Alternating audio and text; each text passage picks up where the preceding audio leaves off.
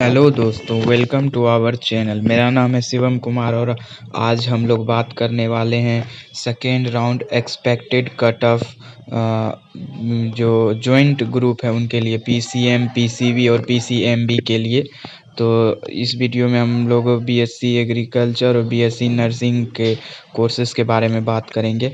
तो ये video agriculture group वालों के लिए नहीं है। और एक्सपेक्टेड कट ऑफ का मतलब है कि मैं इस वीडियो में आपको previous year second round cut off दिखाऊंगा, क्योंकि सीट तो इंक्रीज़ नहीं हुआ है। तो जितना रैंक पर पिछले साल आपको एग्रीकल्चर और नर्सिंग सेकेंड राउंड में मिला था, उतनी रैंक पर इस साल भी मिलने वाला है। इसलिए हम लोग अगर 2021 के प्रीवियस ईयर कट ऑफ देख लेंगे तो उससे क्लियर हो जाएगा क्या हमको कोर्स मिलने वाला है या नहीं। तो चलिए शुरू करते हैं। तो अगर सबौर की बात करें और उसमें रैंक की, तो अनरिजर्व में आपका 4 से 141 रैंक होना चाहिए बीएससी एग्रीकल्चर सबौर के लिए। और एससी में आपका 812 रैंक तक और कैटेगरी रैंक 5 से 25 के बीच में होना चाहिए। और बीसी में आपका 145 रैंक अनरिजर्व और 31 से 73 आपका कैटेगरी रैंक होना चाहिए। आरसीजी में आपका 138 अनरिजर्व रैंक और 32 आपका कैटेगरी रैंक होना चाहिए। ईबीसी में 164 आपका अनरिजर्व रैंक और 36 कैटेगरी रैंक होना चाहिए। और ईडब्ल्यूएस में 224 आपका अनरिजर्व रैंक और 32 कैटेगरी रैंक होना चाहिए। तो ये और जो आप एक दो कैटेगरी का मैंने नहीं बताया वो आप देख सकते हैं। इसका पीडीएफ अगर आपको चाहिए तो आप इस वीडियो के डिस्क्रिप्शन में जाकर टेलीग्राम ग्रुप को ज्वाइन कर लीजिए, वहाँ आपको इस पीडीएफ मिल जाएगा। तो अब बात करते हैं दूसरे कॉलेज के लिए। तो बीसीपीओ पटना में आपको पीएचडी के लिए कोर्स के लिए आपको अनरिजर्व 38 से 346 रैंक होना चाहिए। और एससी का 802 से 1368 रैंक अनरिजर्व और कैटेगरी रैंक 23 से 64 के बीच में होना चाहिए। बीसी का 173 से 359 अनरिजर्व रैंक और 88 से 172 कैटेगरी रैंक होना चाहिए। ईबीसी का 231 से 630 अनरिजर्व रैंक और 55 से 143 कैटेगरी रैंक होना चाहिए। ईडब्ल्यूएस का 217 से 521 कैटेगरी रैंक अनरिजर्व रैंक और 30 से 81 कैटेगरी रैंक होना चाहिए। तो ये था अपने बीसीपीओ पटना का। और बाकी अगर फिर एग्रीकल्चर कॉलेज है भोला पासवान शास्त्री एग्रीकल्चर कॉलेज पूर्णिया। इसके लिए आपका अनरिजर्व रैंक 64 से 314 के बीच में होना चाहिए। एससी के लिए आपका अनरिजर्व रैंक 1325 तक और कैटेगरी रैंक 13 से 61 के बीच में होना चाहिए। बीसी के लिए 194 से 223 अनरिजर्व रैंक और 95 से 110 कैटेगरी रैंक होना चाहिए। ईबीसी के लिए 188 से 419 अनरिजर्व रैंक और 42 से 99 कैटेगरी रैंक होना चाहिए। और आप एक दो कैटेगरी का यहाँ देख सकते हैं। उसके बाद आप बात करें बीएससी नर्सिंग कॉलेज एएनएमसीएच गया, तो इसमें बीएससी नर्सिंग का कोर्स कराया जाता है। इसके लिए आपका अनरिजर्व का 172 से 618 रैंक के बीच में होना चाहिए। और एससी का 2532 तक अनरिजर्व रैंक और 60 से 161 आपका कैटेगरी रैंक होना चाहिए। बीसी के लिए 433 से 826 के अनरिजर्व रैंक और 199 से 384 कैटेगरी रैंक होना चाहिए। ईबीसी के लिए 434 से 1142 अनरिजर्व रैंक और 105 से 260 कैटेगरी रैंक होना चाहिए। और ईडब्ल्यूएस का 462 से 982 अनरिजर्व रैंक और 71 से 160 कैटेगरी रैंक होना चाहिए। तो ये था बीएससी नर्सिंग के लिए एएनएमएमसीएच गया के लिए कट ऑफ। अब बात कर लेते हैं BSc nursing college DMCH Darbhanga. इसमें आपको बीएससी नर्सिंग के लिए अनरिजर्व रैंक 180 से 633 के बीच में होना चाहिए। एसटी के लिए 1288 अनरिजर्व रैंक और 6 आपका रैंक 6 तक कैटेगरी रैंक होना चाहिए। एससी का 1197 से 2566 अनरिजर्व रैंक और 53 से 163 कैटेगरी रैंक होना चाहिए। बीसी के लिए आपका 426 से 811 अनरिजर्व रैंक और 197 से 376 कैटेगरी रैंक होना चाहिए। आरसीजी के लिए 545 से 849 आपका अनरिजर्व रैंक और 152 से 252 कैटेगरी रैंक होना चाहिए। ईडब्ल्यूएस के लिए 597 से 936 आपका अनरिजर्व रैंक और 91 से 151 कैटेगरी रैंक होना चाहिए। तो ये था बीएससी नर्सिंग कोर्स के लिए डीएमसीएच दरभंगा का expected cut off 2022 second round. अब बात कर लेते हैं BSc nursing college JLNMCH Bhagalpur. इसके लिए आपका अनरिजर्व रैंक 45 से 598 के बीच होना चाहिए और एसटी का 1497 से 1497 आपका अनरिजर्व रैंक और 7 आपका कैटेगरी रैंक होना चाहिए, 7 तक। और एससी की बात करें तो 959 से 2521 आपका अनरिजर्व रैंक और 36 से 159 आपका कैटेगरी रैंक होना चाहिए। बीसी में 437 से 819 आपका अनरिजर्व रैंक और 201 से 380 कैटेगरी रैंक होना चाहिए। ईबीसी की बात करें तो 492 से 1045 आपका अनरिजर्व रैंक और 115 से 236 आपका कैटेगरी रैंक होना चाहिए। उसके बाद आरसीजी का 580 से 870 अनरिजर्व रैंक, 161 से 257 कैटेगरी रैंक। ईडब्ल्यूएस का 587 से 895 अनरिजर्व रैंक, 90 से 146 आपका कैटेगरी रैंक होना चाहिए। तो ये था भागलपुर में बीएससी नर्सिंग कोर्स का एक्सपेक्टेड कट ऑफ। अब बात कर लेते हैं BSc nursing college NMCH Patna. तो इसमें बीएससी नर्सिंग के लिए आपका अनरिजर्व रैंक 2 से 266 के बीच में होना चाहिए। एससी के लिए आपका अनरिजर्व रैंक 502 से 1113 के बीच और आपका कैटेगरी रैंक 10 से 45 के बीच में होना चाहिए। बीसी के लिए 105 से 289 अनरिजर्व रैंक और कैटेगरी रैंक 55 से 137 आपका होना चाहिए। ईबीसी की बात करें तो 92 से 305 आपका अनरिजर्व रैंक, 1414 से 75 आपका कैटेगरी रैंक होना चाहिए। आरसीजी के लिए 176 से 403 कैटेगरी अनरिजर्व रैंक और 38 से 102 कैटेगरी रैंक होना चाहिए। ईडब्ल्यूएस के लिए 143 से 208 अनरिजर्व रैंक और 18 से 29 कैटेगरी रैंक होना चाहिए। और डीक्यू के लिए 10,064 से 19,602 आपका अनरिजर्व रैंक और 30 से 75 आपका कैटेगरी रैंक होना चाहिए। अब नेक्स्ट बात कर लेते हैं BSc nursing college Vardhman institute of medical sciences Pawapuri Nalanda की। यहाँ पर आपको बीएससी नर्सिंग कोर्स के लिए आपका अनरिजर्व रैंक 606 से 532 तक होना चाहिए। एसटी के लिए आपका 1680 से 1680 आपका अनरिजर्व रैंक और 10 आपका कैटेगरी रैंक होना चाहिए। एससी के लिए आपका 1113 से 2463 के बीच में आपका कैटेगरी अनरिजर्व रैंक और 45 से 152 के बीच में आपका कैटेगरी रैंक होना चाहिए। बीसी के लिए 323 से 573 अनरिजर्व रैंक और 155 से 269 आपका कैटेगरी रैंक होना चाहिए। ईबीसी के लिए 385 से 659 आपका अनरिजर्व रैंक और 90 से 91 आपका कैटेगरी रैंक होना चाहिए।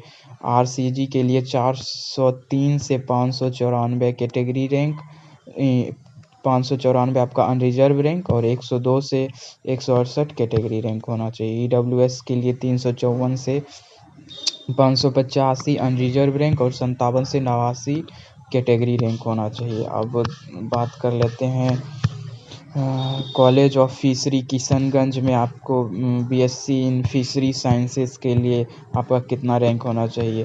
तो आपका अनरिजर्व की बात करें तो 276 से 920 के बीच में आपका अनरिजर्व रैंक होना चाहिए। एससी की बात करें तो 1788 से 3024 आपका अनरिजर्व रैंक और 98 से 209 के बीच आपका कैटेगरी रैंक होना चाहिए। बीसी की बात करें तो 730 से 974 आपका अनरिजर्व रैंक और 334 से 447 आपका कैटेगरी रैंक होना चाहिए। ईबीसी की बात करें तो 888 से 1331 आपका अनरिजर्व रैंक और 204 से 303 आपका कैटेगरी रैंक होना चाहिए। तो अब और आरसीजी के लिए 783 से 978 अनरिजर्व रैंक और 229 से 291 कैटेगरी रैंक। ईडब्ल्यूएस के लिए 827 से 1084 अनरिजर्व रैंक और 133 से 180 आपका कैटेगरी रैंक होना चाहिए। नेक्स्ट बात कर लेते हैं कॉलेज ऑफ एग्रीकल्चर इंजीनियरिंग आरा भोजपुर। इसमें तो सिर्फ पीसीएम वाले इस कोर्स में जा सकते हैं। तो यहाँ इसके लिए आपका अनरिजर्व रैंक 884 से 3809 के बीच में होना चाहिए और एसटी का 3900 से 3900 और कैटेगरी रैंक 44 तक होना चाहिए। एससी के लिए 3868 से 5874 आपका अनरिजर्व रैंक और 288 से 530 आपका कैटेगरी रैंक होना चाहिए। बीसी के लिए आपको 2800 से 3897 आपका अनरिजर्व रैंक और 1205 से 1665 आपका कैटेगरी रैंक होना चाहिए। ईबीसी के लिए 2873 से 4274 के बीच में आपका अनरिजर्व रैंक और 690 से 1042 तक आपका कैटेगरी रैंक होना चाहिए। ईडब्ल्यूएस के लिए 2936 से 4525 आपका अनरिजर्व रैंक और 468 से 995 आपका कैटेगरी रैंक होना चाहिए। तो अब बात कर लेते हैं college of agriculture biotechnology Sabour. इसमें आपको बायोटेक्नोलॉजी कोर्स के लिए आपका अनरिजर्व रैंक 141 से 719 के बीच में होना चाहिए, तब आप एडमिशन ले पाएंगे। एसटी के लिए आप 997 आपका अनरिजर्व रैंक और 3 आपका कैटेगरी रैंक होना चाहिए। एससी का बात करें तो 1493 से 2802 आपका अनरिजर्व रैंक और 72 से 185 आपका कैटेगरी रैंक होना चाहिए।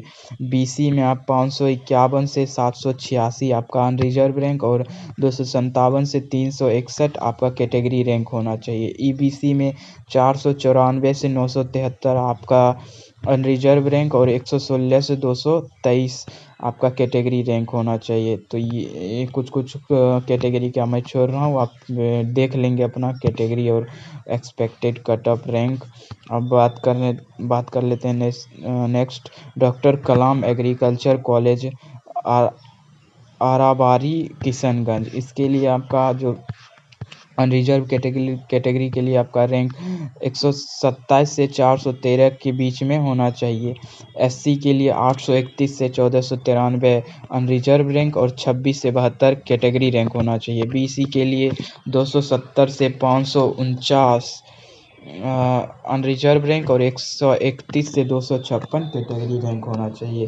ईबीसी के लिए 302 से 737 आपका अनरिजर्व रैंक और 73 से 172 कैटेगरी रैंक होना चाहिए। आरसीजी के लिए 373 से 390 अनरिजर्व रैंक और 92 से 98 आपका कैटेगरी रैंक होना चाहिए। ईडब्ल्यूएस के लिए 408 से 691 आपका अनरिजर्व रैंक और 63 से 109 आपका कैटेगरी रैंक होना चाहिए। उसके बाद आप बात कर लेते हैं बी फार्मा कोर्स के लिए। बी फार्मा कोर्स आपको जीपीआई गुलजार बाग पटना में पढ़ाया जाता है। इसके लिए आपका अनरिजर्व कैटेगरी के लिए रैंक 60 से 868 के बीच में होना चाहिए और एसटी का बात करें तो 717 से 1785 अनरिजर्व रैंक और 2 से 12 आपका कैटेगरी रैंक होना चाहिए। एससी के लिए 962 से 2711 आपका अनरिजर्व रैंक और 37 से 176 के बीच में आपका कैटेगरी रैंक होना चाहिए। बीसी के लिए बात करें तो 531 से 910 आपका अनरिजर्व रैंक और 247 से 421 आपका कैटेगरी रैंक होना चाहिए। ईबीसी का 553 से 1238 आपका अनरिजर्व रैंक और 130 से 289 आपका कैटेगरी रैंक होना चाहिए। ईडब्ल्यूएस के लिए 560 से 941 आपका अनरिजर्व रैंक और 87 से 153 कैटेगरी रैंक होना चाहिए। आरसीजी के लिए 644 से 949 आपका अनरिजर्व रैंक और 178 से 281 आपका कैटेगरी रैंक होना चाहिए। अब नेक्स्ट बात कर लेते हैं MBAC सहरसा मंडन भारतीय एग्रीकल्चर कॉलेज सहरसा में एग्रीकल्चर साइंस कोर्स के लिए आपका अनरिजर्व रैंक 187 से 258 के बीच में होना चाहिए अनरिजर्व कैटेगरी के लिए। उसके बाद आपका SC के लिए 837 से 1520 के बीच में अनरिजर्व रैंक और 27 से 75 के बीच में कैटेगरी रैंक होना चाहिए। BC के लिए 330 से 479 आपका अनरिजर्व रैंक और 157 से 224 आपका कैटेगरी रैंक होना चाहिए। EBC के लिए 250 से 769 आपका अनरिजर्व रैंक और 60 से 181 के बीच में आपका कैटेगरी रैंक होना चाहिए। आरसीजी के लिए 371 से 371 आपका अनरिजर्व रैंक और 91 आपका कैटेगरी रैंक होना चाहिए। ईडब्ल्यूएस के लिए 286 से 767 के बीच में आपका अनरिजर्व रैंक और 42 से 125 के बीच में आपका कैटेगरी रैंक होना चाहिए। अब next NCOH Nalanda College of Horticulture Noor Sarai Nalanda की बात कर लेते हैं। यहाँ आपको हॉर्टिकल्चर कोर्स मिलेगा। तो इसके लिए आप अनरिजर्व कैटेगरी का रैंक 258 से 551 के बीच में होना चाहिए। SC का 1289 से 2072 आपका अनरिजर्व रैंक होना चाहिए और 57 से 126 आपका कैटेगरी रैंक होना चाहिए, तभी आप इसमें एडमिशन ले पाएंगे। EBC के लिए 769 से 1155 आपका अनरिजर्व रैंक और 181 से 264 आपका कैटेगरी रैंक होना चाहिए। आरसीजी के लिए 484 से 648 आपका अनरिजर्व रैंक और 133 से 181 आपका कैटेगरी रैंक होना चाहिए। ईडब्ल्यूएस के लिए 617 से 989 आपका अनरिजर्व रैंक और 97 से 161 के बीच में आपका कैटेगरी रैंक होना चाहिए। अब नेक्स्ट बात कर लेते हैं PHI पटना कॉलेज में BOT टेक्नोलॉजी के कोर्स के बारे में। उसके लिए आपका अनरिजर्व कैटेगरी के लिए आपका रैंक 109 से 954 के बीच में होना चाहिए। SC के लिए 1542 से 2899 आपका अनरिजर्व रैंक और 77 से 195 आपका कैटेगरी रैंक होना चाहिए। BC के लिए 696 से 960 आपका अनरिजर्व रैंक और 326 से 440 आपका कैटेगरी रैंक होना चाहिए। तो आप कुछ कैटेगरी हैं जो आप अपने से देख लीजिए। यहाँ पे मैं जूम इन कर देता हूँ, उसको चेक कर लीजिएगा। उसके बाद आप नेक्स्ट बात कर लेते हैं PHI पटना में ही बैचलर ऑफ ऑप्थेल्मिक टेक्नोलॉजी या जो होता होगा टेक लिखा हुआ है उसके लिए। तो इसके लिए आपका अनरिजर्व कैटेगरी के लिए रैंक 195 से 878 के बीच में होना चाहिए। SC के लिए 1463 से 2954 अनरिजर्व रैंक और 152 से 202 कैटेगरी रैंक होना चाहिए। EBC का 1091 से 1315 अनरिजर्व रैंक और 246 से 301 कैटेगरी रैंक होना चाहिए। और कुछ कैटेगरी का आप अपने से देख लीजिए। उसके बाद नेक्स्ट बात करते हैं PHI पटना में ही BM लैब टेक्नोलॉजी कोर्स के लिए आपका कट ऑफ कितना रहेगा। तो अनरिजर्व के लिए 130 से 919 के बीच में आपका रैंक होना चाहिए। ST के लिए 1785 से 1792 के बीच में आपका रैंक होना चाहिए और कैटेगरी रैंक 12 से 13 के बीच में होना चाहिए। बाकी आप यहाँ से EWS तक आप देख सकते हैं। SC BC EBC और EWS के लिए कितना अनरिजर्व 2 लाइन में आपको UR ओपनिंग और क्लोजिंग रैंक दिया हुआ है। उसके अगले 2 लाइन में कैटेगरी ओपनिंग और क्लोजिंग रैंक दिया हुआ है, जो आप चेक कर लीजिए, वीडियो पॉज करके देख लीजिएगा। आगे बात करते हैं PHI पटना में BRI टेक के लिए आपका अनरिजर्व रैंक 214 से 945 के बीच में होना चाहिए। SC के लिए 2482 से 2953 अनरिजर्व रैंक, 154 से 201 कैटेगरी रैंक होना चाहिए। बाकी आप पॉज करके देख लीजिए वीडियो। और आगे बात कर लेते हैं अब डेयरी टेक्नोलॉजी की, जो SGIDT पटना में पढ़ाया जाता है। Sanjay Gandhi institute of dairy technology Patna. PCM वाले इसमें इस कोर्स को ले सकते हैं और शायद PCA वाले भी ले सकते हैं, वो आप चेक कर लीजिएगा। तो डेयरी टेक्नोलॉजी बहुत मतलब बढ़िया कोर्स है मैथ वालों के लिए खासकर। तो इसके लिए आपका अनरिजर्व रैंक 1210 से 3773 के बीच में होना चाहिए। SC के लिए 4252 से 6082 आपका अनरिजर्व रैंक और 332 से 557 आपका कैटेगरी रैंक होना चाहिए। बाकी आप EWS, EBC, BC का वीडियो पॉज करके देख लीजिए, कितना से कितना रैंक के बीच में आपको मिल सकता है ये BTech डेयरी टेक्नोलॉजी। आगे बात कर लेते हैं हम भोला पासवान शास्त्री एग्रीकल्चर कॉलेज डुमराव बक्सर के बारे में। यहाँ आपको एग्रीकल्चर साइंस BSc एग्रीकल्चर का कोर्स मिलेगा। इसके लिए आपका अनरिजर्व रैंक 241 से 332 के बीच में होना चाहिए। अगर आप SC कैटेगरी से हैं तो आपका 1325 से 1788 के बीच में अनरिजर्व रैंक और 61 से 98 के बीच में आपका कैटेगरी रैंक होना चाहिए। BC के लिए 355 से 507 आपका अनरिजर्व रैंक और 168 से 233 कैटेगरी रैंक होना चाहिए। EBC के लिए 285 से 1115 आपका अनरिजर्व रैंक और 69 से 252 आपका कैटेगरी रैंक होना चाहिए। RCG के लिए 406 से 568 आपका अनरिजर्व रैंक और 103 से 158 आपका कैटेगरी रैंक होना चाहिए। EWS के लिए 267 से 803 आपका अनरिजर्व रैंक और 37 से 130 आपका कैटेगरी रैंक होना चाहिए। अब मुझे उम्मीद है कि आपको अब समझ आ गया होगा कि आपको कॉलेज मिल सकता है इस बार या नहीं। अगर आपका रैंक इसके आसपास है तो मान के चलिए कि आपको कॉलेज मिल जाएगा।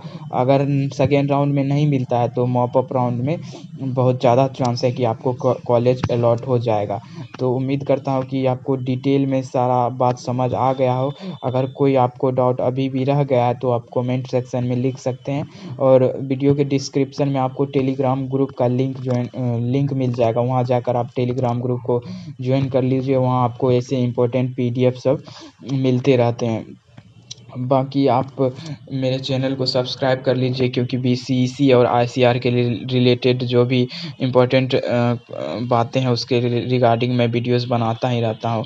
बाकी जो भी क्वेश्चन है उसको कमेंट सेक्शन में पूछिए। और इस वीडियो को बनाने में थोड़ा मतलब मेहनत लगा है, तो इसके लिए आप वीडियो को लाइक कर दीजिए और मुझे सपोर्ट कीजिए चैनल को सब्सक्राइब करके। Thank you. आज का वीडियो यहीं समाप्त करते हैं। जो भी डाउट है उसको कमेंट में ज़रूर लिखिएगा, तो मैं उसका रिप्लाई मैं ज़रूर करूँगा। अगर आपका क्वेश्चन मतलब उसको वीडियो बनाने की ज़रूरत होगी तो उस क्वेश्चन का एक मैं फिर से वीडियो बनाकर अपलोड कर दूँगा। Thank you.